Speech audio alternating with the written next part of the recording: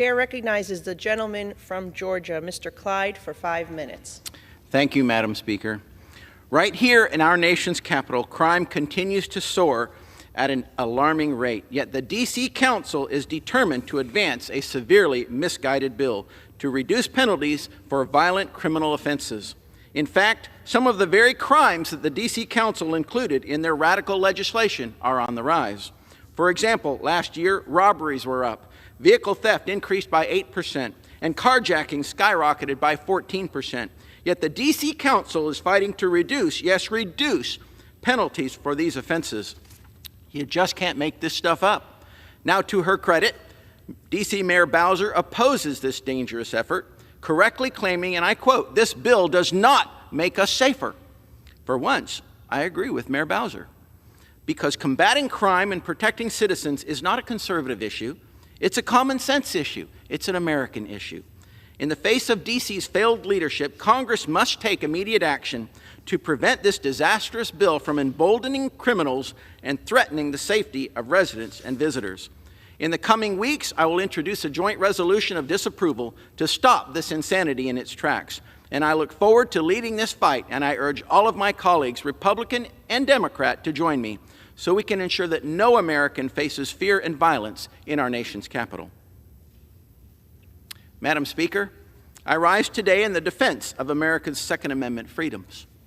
The Biden administration is moving forward with yet another gun-grabbing tactic in order to register and ban millions of firearms, moving one step closer to the left's ultimate goal of disarming our nation and dismantling our Second Amendment freedoms.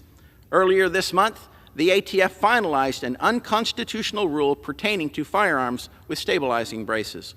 Under the ATF's new rule, any pistol-braced firearm would be considered an illegal short-barreled rifle, making these guns subject to the draconian regulations under the National Firearms Act of 1934.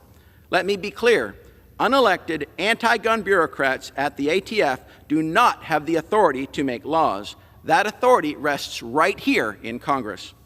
And Congress cannot continue turning a blind eye to the Biden administration's weaponization of the National Firearms Act and ongoing assault on Americans' Second Amendment freedoms.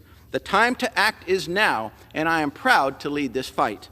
Next week, I will reintroduce the Stop Harassing Owners of Rifles Today Act, or the SHORT Act, to repeal elements of the National Firearms Act, thereby prohibiting the ATF from registering and banning pistols with stabilizing braces. Additionally, as soon as the ATF's unlawful rule is published to the Federal Register, I will introduce a resolution of disapproval under the Congressional Review Act to override the Biden administration's unlawful overreach. I have always done my utmost in the defense of our constitutional right to keep and bear arms. It is now time, now that the House is under the Republican majority, to go on offense. Madam Speaker, I want gun owners to hear me loud and clear. We're fighting for you and your Second Amendment freedoms, and we will never give up.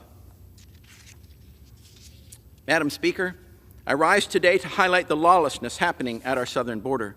To no one's surprise, President Biden attempted to conceal the ongoing chaos created by his disastrous policies at the southern border by releasing the latest CBP report on a Friday night news dump.